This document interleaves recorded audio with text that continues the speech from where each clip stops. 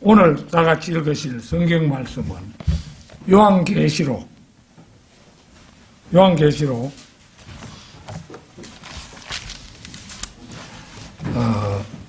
21장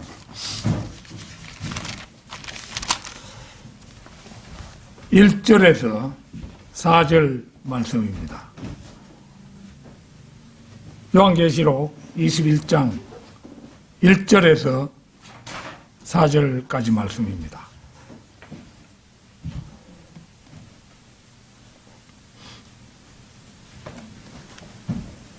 다 찾으신 줄 알고 받들어 읽겠습니다.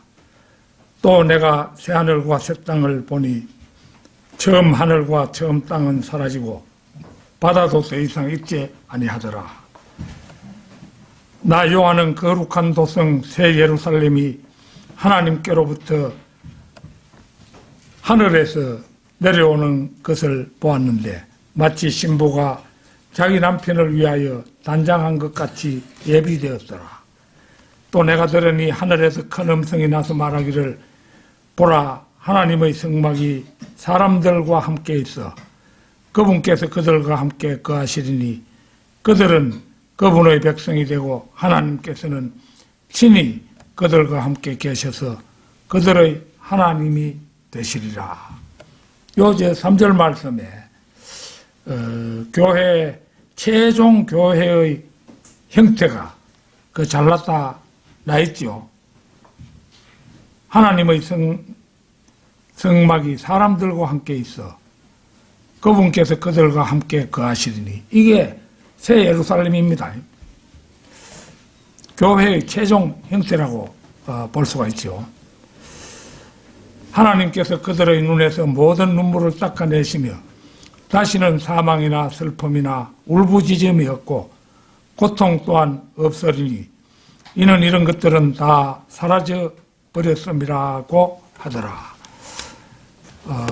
오늘은 그 설교 제목을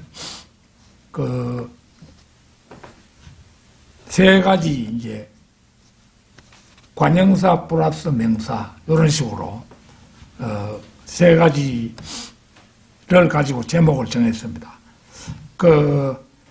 새하늘, 새 땅, 새 예루살렘, 새하늘, 새 땅, 새 예루살렘 이런 제목으로 말씀을 드리겠습니다.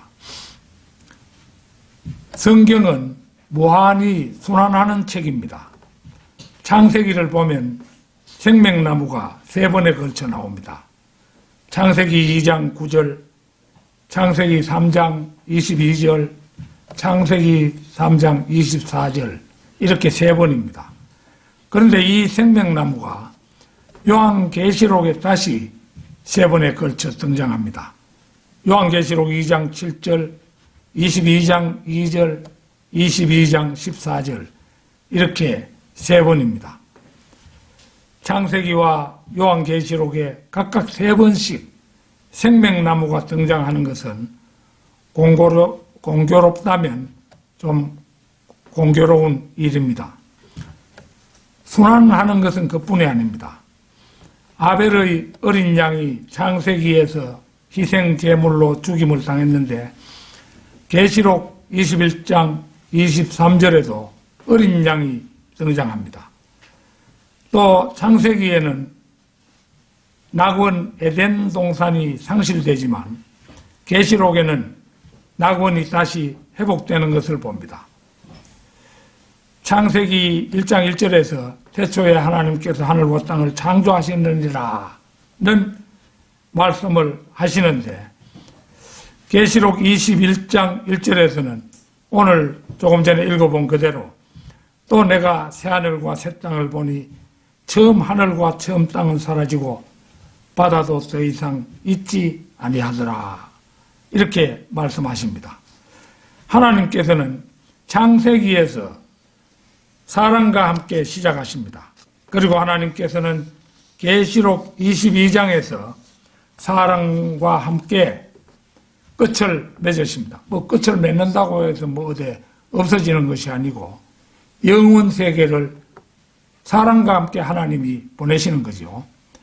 성경의 첫 책인 창세기와 성경의 마지막 책인 요한계시록이 약속이나 한 듯이 같은 사물이 등장하고 있는 것은 흥미롭기 그지없습니다.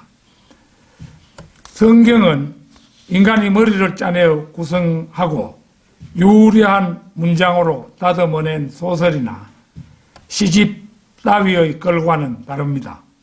전능하신 하나님께서 선지자들에게 계시하시고 그 선지자들을 필기도구로만 사용하셔서 66권으로 집대성한 어느 한 구절 더할 수도 뺄 수도 없는 책이 바로 성경입니다. 이사야 34장 16절 찾겠습니다. 이사야 34장 16절.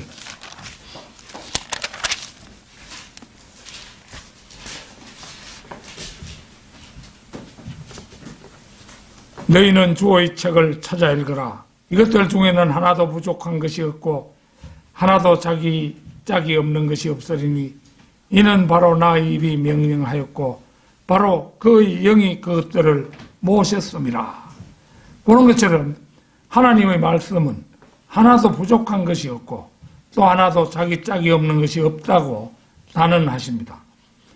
그 까닭은 주의 입이 그것들을 말씀하셨고 그 영, 곧 성령께서 그 모든 것을 모으셨기 때문입니다.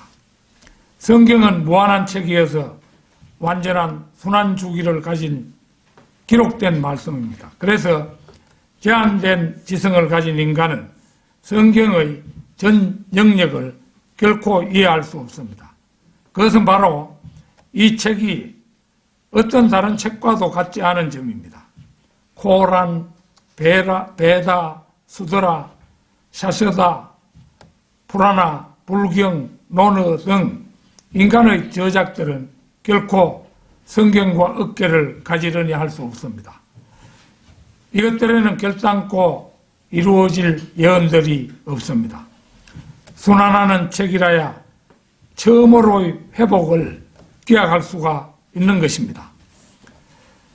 새하늘, 새 땅, 새 예루살렘. 첫째는 새하늘과 새 땅입니다.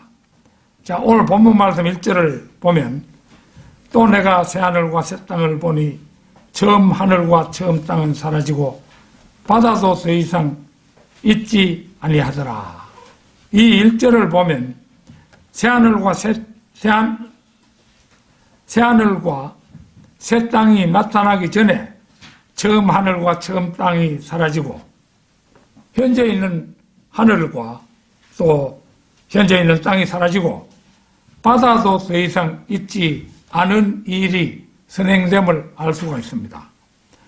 바다도 더 이상 있지 아니하더라. 여기에 나오는 바다는 대서양이나 태평양이라는 지구상의 바다가 아니라 창세기 1장 2절에도 등장하는 최초의 홍수를 일으킨 기품입니다. 이것은 요한계시록이 알려주는 대로 유리바다이기도 하고 현재는 우주 저편에 있는 거대한 물청이기도 합니다. 바로 이 유리바다 위에 하나님의 보좌가 놓여 있고 아버지 하나님과 아들 하나님이 거기에 보좌에 앉아 계시죠. 그래서 이 물청에 대해서 욥기 38장 30절 한번 찾아보겠습니다. 욥기 38장 30절.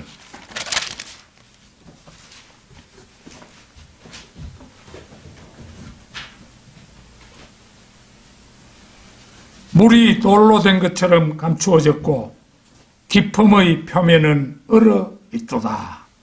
이게 이제 북쪽으로 가면은 이제 둘째 하늘과 셋째 하늘 사이에 이제 그 경계선에 깊음이 놓여 있습니다. 그게 이제 바다지요. 여기서 말하는 바다가 바로 그겁니다. 그러니까 저 우주 너머 아득한 그곳의 거리가 3조 광년이라고 알려져 있는 거죠. 그 너머에 거대한 한 물청이 있는데 그걸 이제 기품이라고 한 겁니다. 그것을 이제 그 욥기 38장 30절에서는 물이 돌로 된 것처럼 감추어졌고 이게 절대 온도로 얼어 있는 거예요. 이 물이. 절대 온도는 마이너스 273.16도인데 그 표면이 얼어 있고 그 얼어 있는 표면 위에 하나님의 보좌가 놓여 있고 그 셋째 하늘이라는 그 셋째 하늘에서 시온산도 있고 다 있는 거예요, 거기.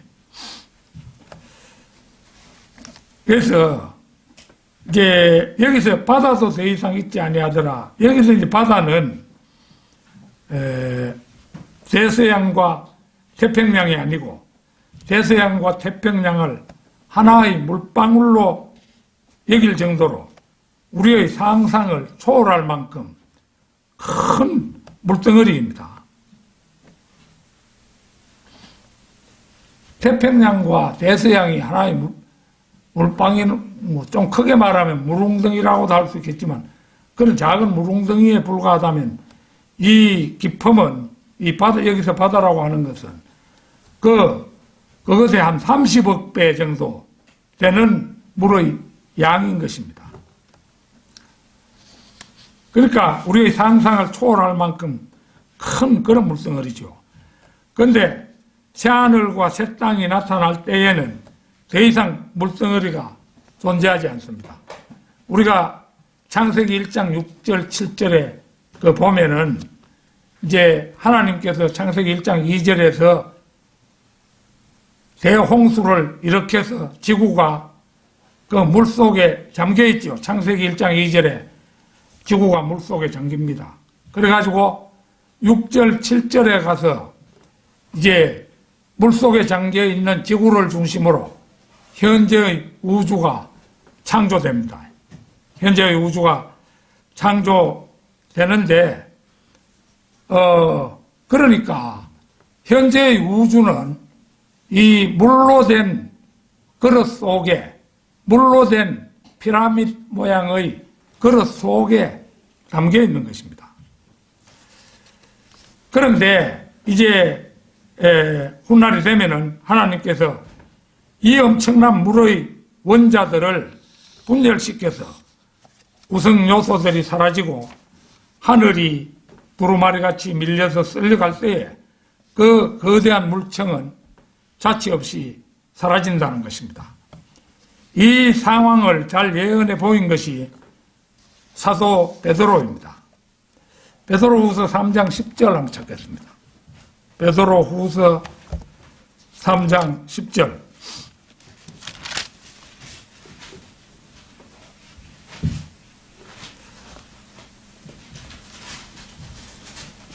그러나 주의 날이 밤에 도둑같이 오리니 그날에는 하늘들이 굉장한 소리를 내며 사라지고 우주의 구성 요소들이 맹렬한 불로 녹아내리며 땅과 그 안에 있는 일들이 타버릴 것이라.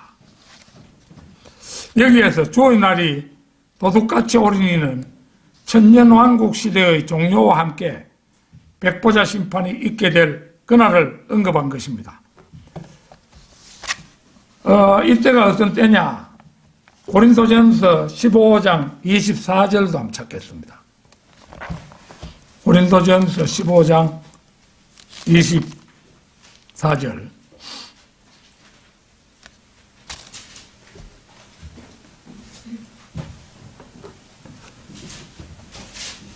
그 후에는 끝이 오리니, 뭐 끝이 종말이 온다 이런 말이 아니에요.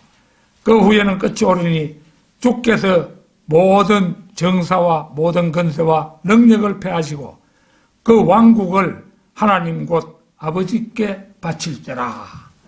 영원 세계가 이제 열리는 거죠.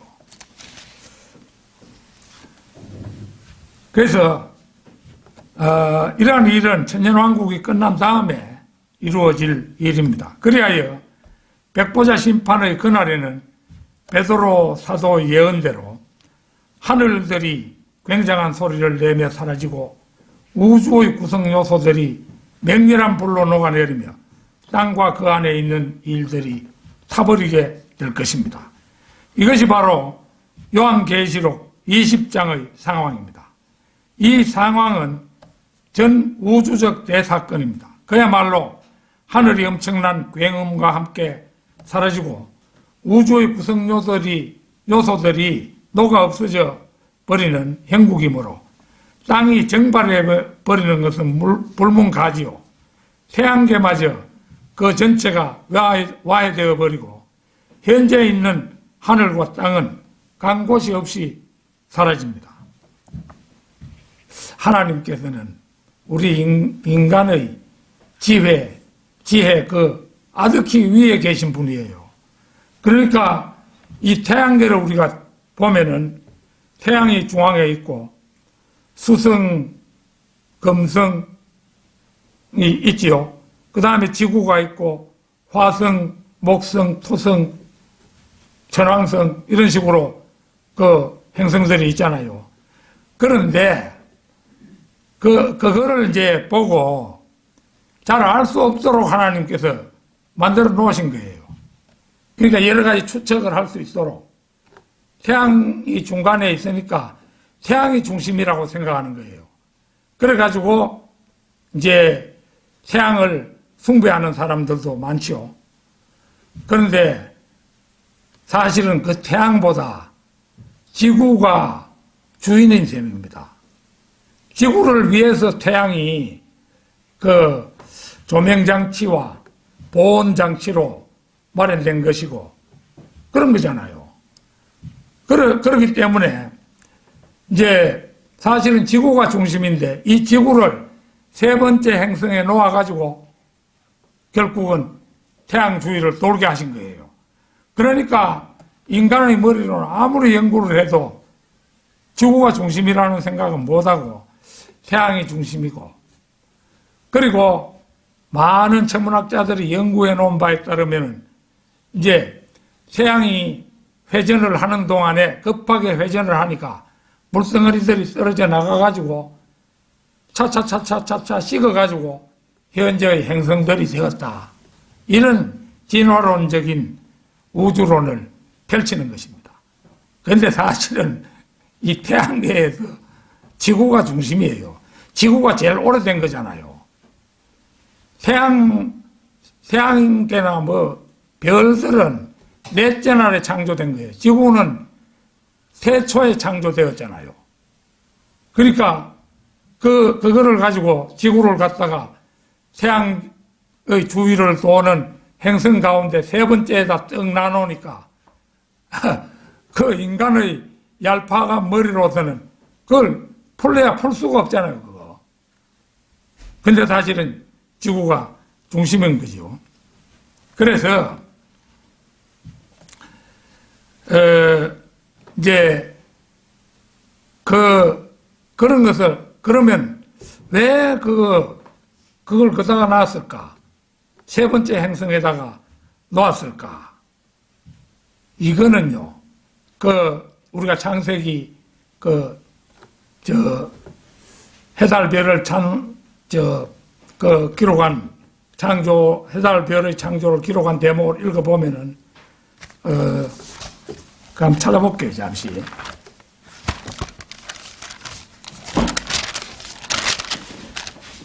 (16절인데)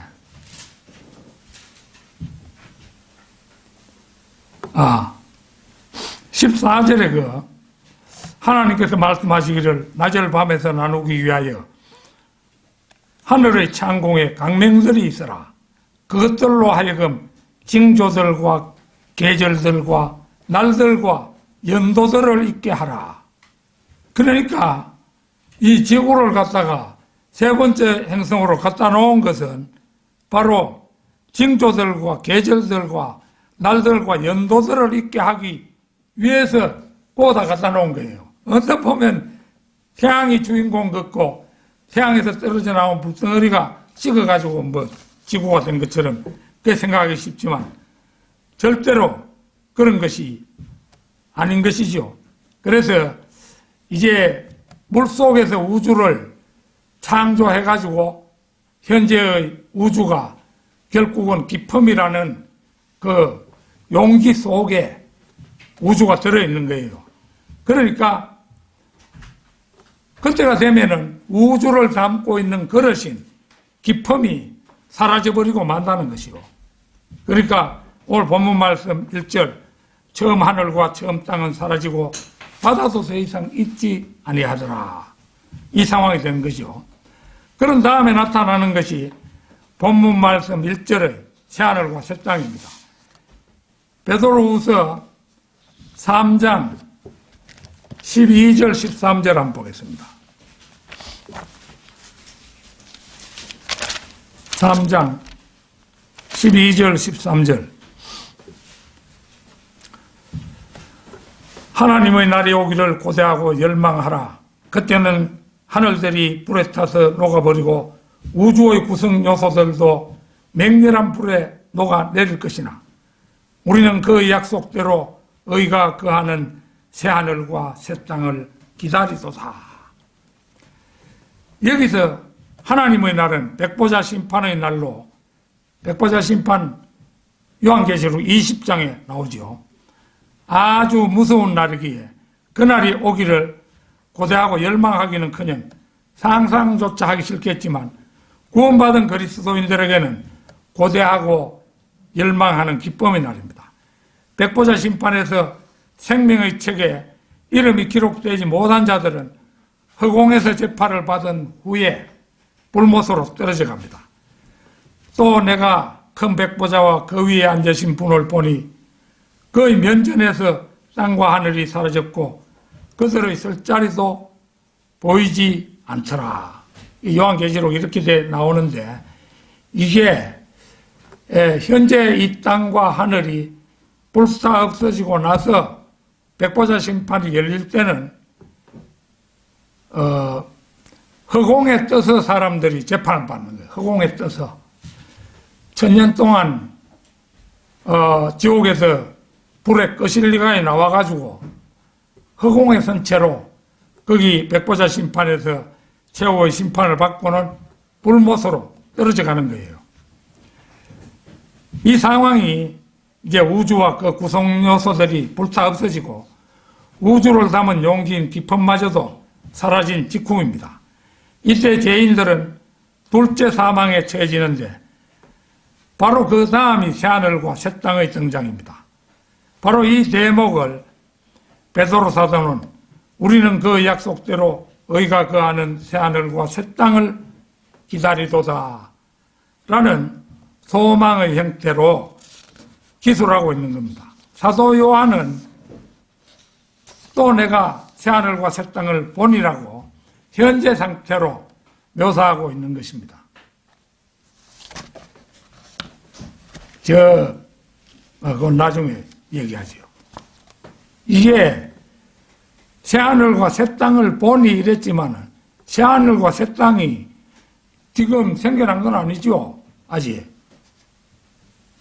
만일에 어떤 사람의 말대로 의하면은 새하늘과 새 땅, 새하늘과 새 땅을 보니 이런 구절이 있으면 여기에 새하늘과 새 땅이 있잖아요. 새하늘, 새 땅이 이미 준비되어 있다고 이렇게 말할 사람들이 있겠지요. 새하늘, 새 땅, 새 예루살렘. 둘째는 하늘에서 내려오는 새 예루살렘입니다. 자, 오늘 본문 말씀 2절에서 나 요한은 거룩한 도성 새 예루살렘이 하나님께로부터 하늘에서 내려오는 것을 보았는데 마치 신부가 자기 남편을 위하여 단장한 것 같이 예비되었더라. 여기서 말하는 새 예루살렘은 요한계시록 21장 9, 10절에 상세하게 묘사됩니다. 자, 요한계시록 21장 9, 10절 보겠습니다.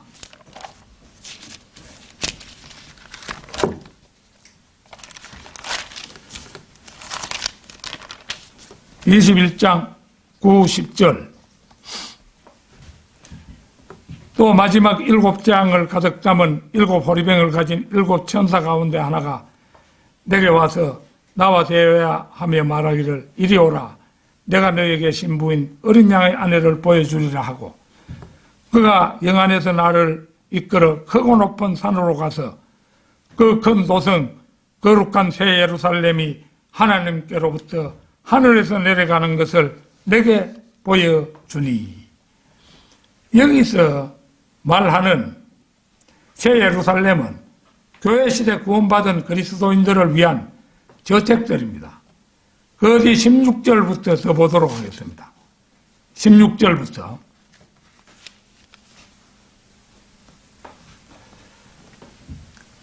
그 도성은, 이 그 도성이 바로 새 예루살렘 성이죠. 네모가 반듯하며 길이와 너비가 같더라. 그러므로 그가 갈대로 그 도성을 청량하니 12,000 스타디온이요 길이와 너비와 높이가 같더라. 1 스타디온은 201.17m입니다. 정확하게는 201.17m인데, 또 그가 그 성벽을 청량하니 144큐빗이라. 이는 사람의 척도 곧 천사의 척도라. 그 성곽은 벽옥으로 지어졌고 그 도성은 순금으로 맑은 유리 같고 그 도성의 성벽의 기초석은 각양 보석으로 산장되었으며 첫째 기초석은 벽옥이요 둘째는 사파이어 셋째는 옥수 넷째는 에메랄드이며 다섯째는 홍마노 여섯째는 홍보석 일곱째는 감람석 여덟째는 녹보석 아홉째는 황옥 열째는 녹옥수 열한째는 제신서 열두째는 자수정이더라. 또 그 12대문은 12진주니 그 문들은 각각 한 개의 진주로 되어 있더라. 그 도성의 거리는 순금이며 투명한 유리 같더라. 내가 보니 성 안에는 성전이 없더라. 이는 전능하신 주 하나님과 그 어린 양이 그곳의 성전임이라. 한 절 더 읽겠습니다.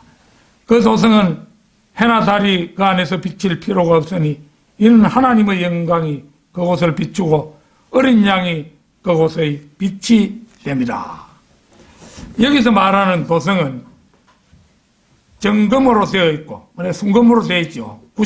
100% 순금이라고 봐야 되겠죠. 한 변의 길이는 12,000 스타디온으로 넓이와 높이가 같다고 말합니다.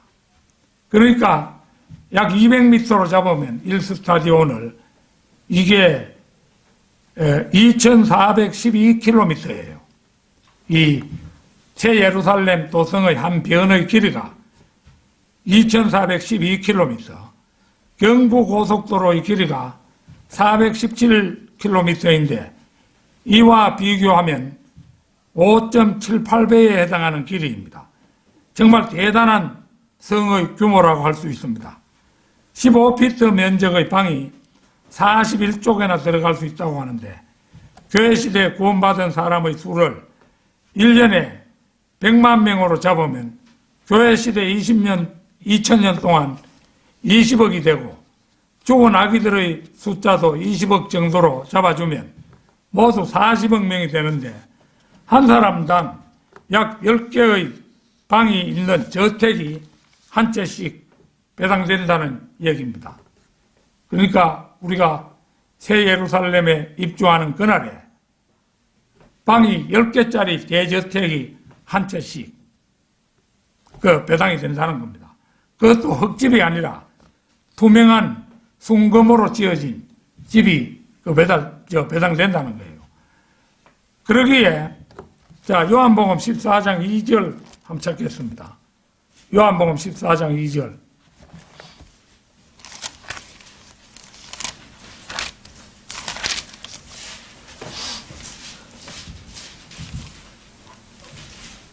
내 아버지 집에는 많은 저택들이 있느니라. 그렇지 아니하면 내가 너희에게 말하였으리라. 나는 너희를 위하여 처소를 마련하러 가노라. 예수님이 하신 말씀이에요, 이거. 지난해던가요? 재지난해던가요? 한글 킹 제임스 성경 번역자인 노 목사님이 저희 찬송 시집 태초부터 계신 말씀에 실은 제가 쓴 글에 대해서 엉터리라고 주장하면서 설교 석상에서 공개적으로 비난을 한 일이 있었습니다. 보는 것처럼 주님께서는 나는 너희를 위하여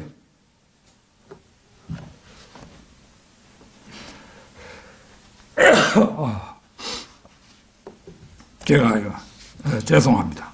나는 너희를 위하여 처소를 마련하러 가노라. 이렇게 하신 다음에 그 바로 뒷구절 보십시오. 14장 3절. 내가 가서 너희를 위하여 처소를 마련하면 다시 와서 너희를 내게로 영접하여 내가 있는 그곳에 너희도 있게 하리라. 이렇게 분명히 성경을 통해서 말씀하고 계시죠. 그래서 저는 이 말씀에 근거해서 예수님께서는 부활승천 하신 뒤 무려 2000년 동안이나 새 예루살렘을 건축해 오고 계신다. 이렇게 진술했던 것입니다.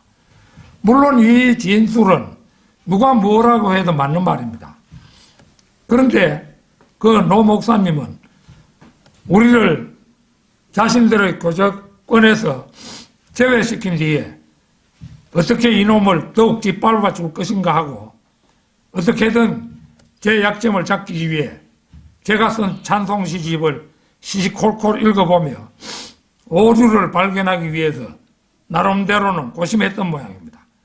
그리고 마침 내 지목한 곳이 제가 쓴 유업의 3가지 의미들이라는 글의 끝부분이었던 모양입니다. 이게 내가 설교 준비하면서 찾아보니까 212쪽이에요.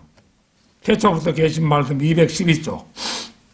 그러면서 그분은 요한계시록 21장 10절 그가 영안에서 나를 끌고 크고 높은 산으로 가서 그 큰 도성 거룩한 예루살렘이 하나님께로부터 하늘에서 내려가는 것을 내게 보여주니 라는 말씀을 예로 들며 보는 것처럼 새 예루살렘이 벌써 완성되어 있잖아요. 이렇게 주장을 했습니다. 그런데 요한복음에 나온 주님의 진술로 볼 때 내가 가서 너희를 위하여 처소를 마련하면 이 말은 아직 마련됐다는 말이 아니잖아요. 그러니까 예수님이 이 말씀을 하시는 당시에는 새 예루살렘이 아직 마련되지 않았음을 분명히 보여주고 있고 또 예수님께서 공중 재림하시지 않았다는 점도 새 예루살렘이 아직 완성되지 않았음을 보여주는 가장 확실한 증거입니다. 그런데 요한계시록 21장 10절을 두고 완성된 새 예루살렘 저기 있잖아요. 이렇게 속단하는 것은 그 말씀에 대한 상황 판단을 제대로 하지 못하고 있음을 보여줍니다. 요한계시록의 기록 연대가 대략 언제로 잡습니까? 대개 AD 91년부터 96년 사이로 잡는 것이 보통이죠. 그렇다면 큰 도성 거룩한 새 예루살렘이 하나님께로부터 하늘에서 내려가는 것을 내게 보여주니를 새 예루살렘의 완성으로 본다면 예수님 성천하신 뒤 60여 년 만에 새 예루살렘 건축을 다 끝내가지고 요한에게 보여줬다는 그런 말이 되잖아요. 만일 그게 사실이라면 내가 가서 너희를 위하여 처소를 마련하면 다시 와서 너희를 내게로 영접하겠다는 주님의 말씀은 거짓말이 되고 맙니다. 우리가 다 알다시피 예수님께서는 하나님이시므로 거짓말 하실 수 있는 그런 분이 아닙니다. 그분은 거짓말 하실 수 없는 분이에요. 그렇다면 요한이 보았던 큰 도성 거룩한 새 예루살렘은 주님께서 미리 지금부터 1930여 년 전에 요한에게 보여준 미래의 새 예루살렘에 대한 환상이었음을 우리가 이제 깨달을 수가 있는 것입니다. 새하늘과 새 땅과 새 예루살렘. 셋째는 사람과 함께 거하시는 하나님의 성막입니다. 자, 오늘 본문 말씀 3절 한번 보겠습니다. 또 내가 들으니 하늘에서 큰 음성이 나서 말하기를 보라, 하나님의 성막이 사람들과 함께 있어 그분께서 그들과 함께 거하시리니 그들은 그분의 백성이 되고 하나님께서는 친히 그들과 함께 계셔서 그들의 하나님이 되시리라. 이 말씀의 바른 이해를 위해서 에스겔 37장 25절 한번 찾겠습니다.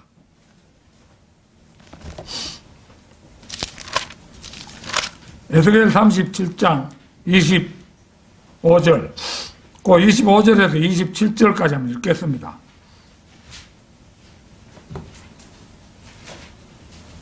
에스겔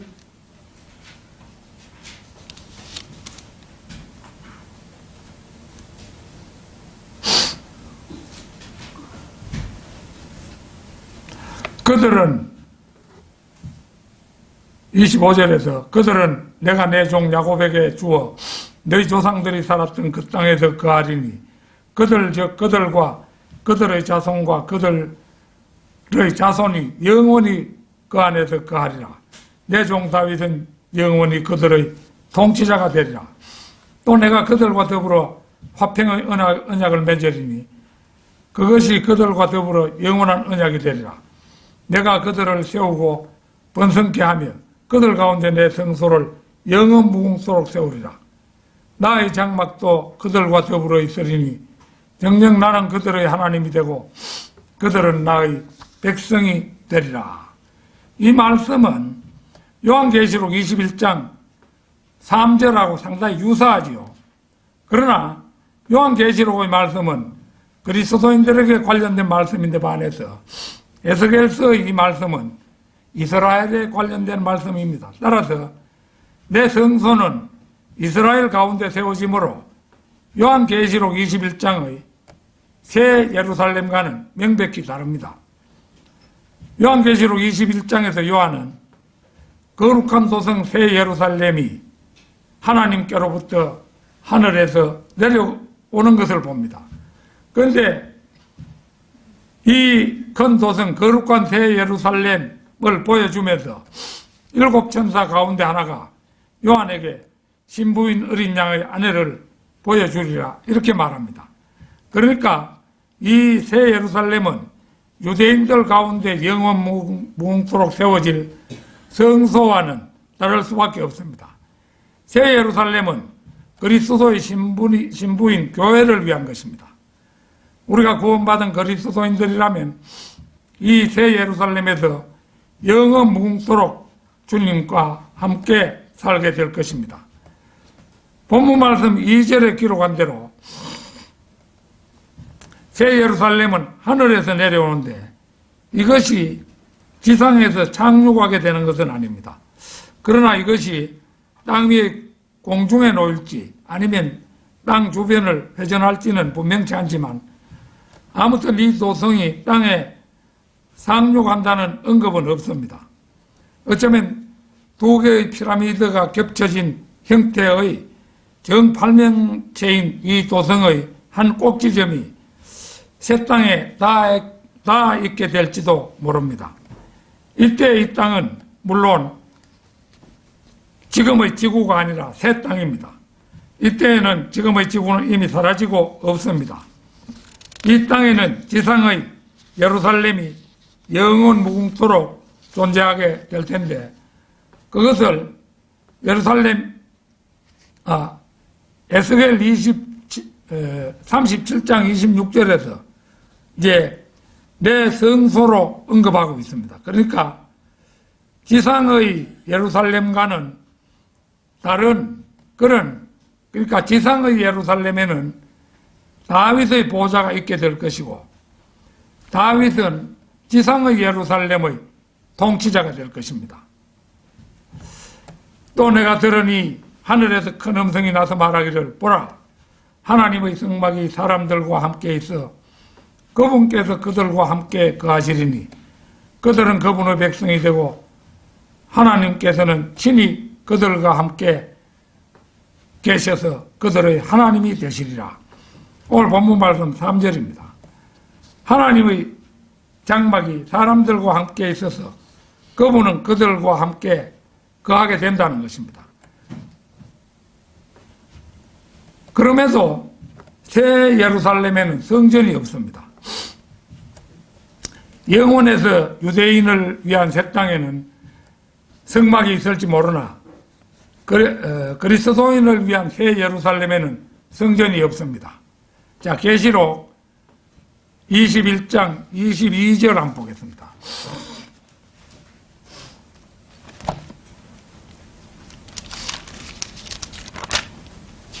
(21장 22절입니다) 내가 보니 성 안에는 성전이 없더라. 이는 전능하신 주 하나님과 그 어린 양이 그곳의 성전입니다. 이 말씀을 보면 너무도 명백합니다. 새 예루살렘이 내려오고 하나님은 땅에 있는 이스라엘과 함께 계셔서 그들의 하나님이 되시며 이스라엘은 분명히 그분의 영원한 백성이 될 것입니다. 여기서 말하는 하나님은 아버지 하나님이에요.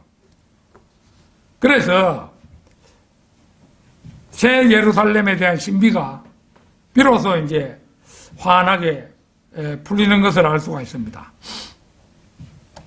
현재 지역교회는 이 세상에 무수히 많습니다.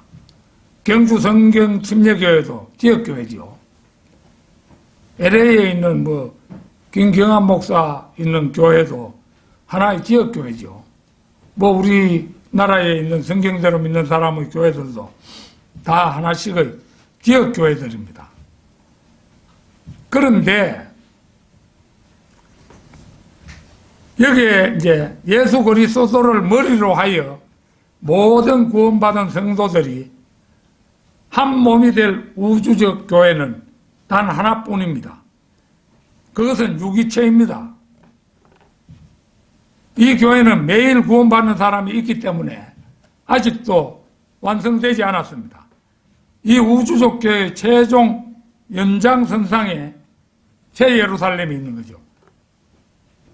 우주적 교회의 맨 끝에 되어질 모습이 새 예루살렘 성이 된다는 것입니다. 전능하신 주 하나님과 어린 양이 그곳의 성전입니다. 성도들이 하나하나의 보석들로 장식되고 전능하신 하나님과 그 어린 양이 성전인 새 예루살렘, 이 영원한 교회는 아직도 완성되지 않았습니다. 구원받은 모든 성도의 수가 최종적으로 확정되는 그날 호련히 하나님과 그 어린 양과 성도들이 혼연일체가 된 교회, 곧 새 예루살렘이 완성될 것입니다. 새하늘과 새 땅과 새 예루살렘, 넷째는 눈물이 없는 세상입니다. 하나님께서 그들의 눈에서 모든 눈물을 닦아내시며 다시는 사망이나 슬픔이나 울부짖음이 없고 고통 또한 없으리니 이는 이전 것들은 다 사라져 버렸음이라고 하더라. 이 말씀은 그리스도인들이 최종 결말을 보는 것입니다. 만약 요한계시록이 없다면 사탄에게 무슨 일이 일어났는지 몰랐을 텐데 사탄이 이제 계시록 20장 10절에서 불못에 던져지지요. 흔히 계시록은 너무 어려운 책이라고들 하며 없어도 좋을 책인 것처럼 말합니다. 그러나 우리 그리스도인들에게 있어 계시록이 빠진 성경은 생각할 수 없습니다. 우리가 영원히 거하게 될 하늘에 있는 집이 가장 구체적으로 묘사되어 있는 곳이 바로 요한계시록이기 때문입니다. 우리가 조금 전에 읽어봤잖아요. 12개의 기초석이 있고 순금으로 된 도성, 그게 새 예루살렘 성이잖아요. 새 예루살렘 성에는 더 이상 슬픔이 없습니다. 더 이상 죽음이 없습니다. 더 이상 애통이 없습니다. 더 이상 고통이 없습니다.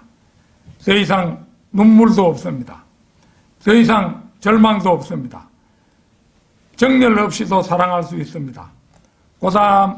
고단함을 모르고 섬깁니다. 마음껏 기뻐합니다. 저주는 없고 축복이 있습니다. 죽음을 모르는 생명을 누립니다. 어둠은 없고 빛만이 있습니다. 고통이 없고 힘이 넘칩니다. 끝없이 다스립니다. 부족함이 없이 만족뿐입니다. 눈물은 없고 찬양이 있습니다.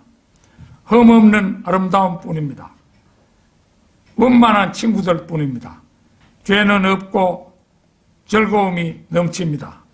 자, 여러분, 바로 이런 곳에 가서 살고 싶지 않습니까? 아까 오전에 그 캐리의 삶을 돌아보았습니다마는, 캐리는 한 푼도 자기가 착복하지 않고 선교 헌금 들어오는 대로 사역에 임했는데, 본국 영국에서는 선교 헌금 보낸 것을 떼먹었다느니 별별 거짓말들이 난무하면서 사람을 욕하고, 이게 인간이잖아요. 그런데 저 새 예루살렘에 가면은 그런 사람들 하나도 없어요. 그게 모함이 있을 수도 없고 그런 겁니다. 트와이드 무디가 이렇게 말했다고 합니다.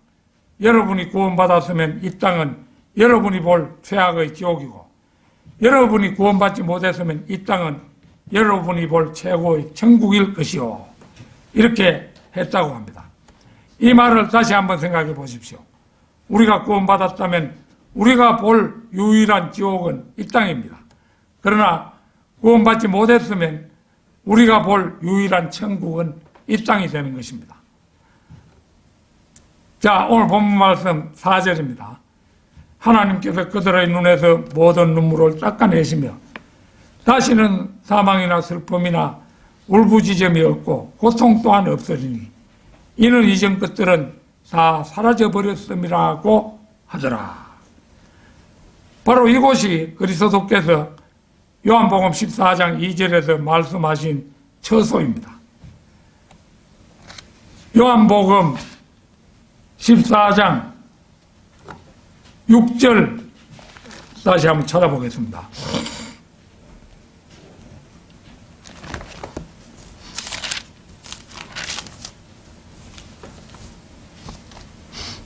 예수께서 그에게 말씀하시기를 나는 길이요 진리요 생명이라 나로 말미암지 않고는 아버지께로 올 사람이 아무도 없느니라.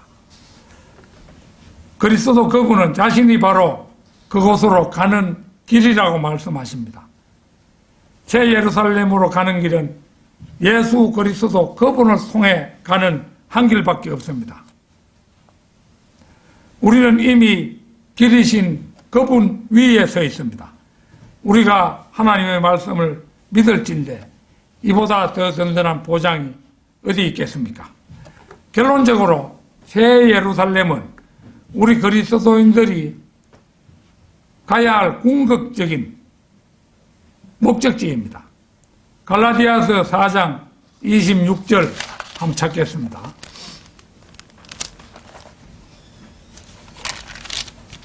(4장 26절) 위에 있는 예루살렘은 자유로우니 우리 모두의 어머니라. 성도들은 약속된 씨이신 예수 그리스도께서 위에서 나셨다는 사실을 믿습니다. 성도들의 어머니는 예수의 어머니 마리아가 아니라 새 예루살렘입니다. 위에서 났기 때문에 그리스도인의 어머니는 자유롭습니다. 성도들은 율법으로부터 자유로우며 그러기에 그는 시내산 아래서 천둥과 연기, 불, 어두움으로부터 온 말들을 더 이상 듣지 않습니다. 대신 성도들의 창은 다니엘의 창이 예루살렘을 향해 열려 있었던 것처럼 새 예루살렘을 향해 열려 있습니다. 골로새서 3장 1절 2절 찾겠습니다.